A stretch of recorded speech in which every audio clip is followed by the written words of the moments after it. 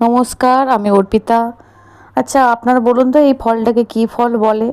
এই ফলটার নামটা ঠিক আমি জানি না। আপনারা এই কমেন্ট করে জানাবেন ফলটাকে কী নামে ডাকে আপনারা কী নামে ডাকেন? আর ফলটা আমি একটু টেস্ট করে দেখলাম, একটু টক টক লাগলো খেতে। ঠিক কাঁঠাল ভেঙে যেরকম কাঁঠালের ভেতর থেকে সিডসগুলো ওঠানো হয়, ওটাও খানিকটা সেরকমই দেখতে লাগলো। আর টেস্ট করেও দেখলাম একটু টক টক লাগলো। আর কেমন করে খেতে হয় একটু বলবেন?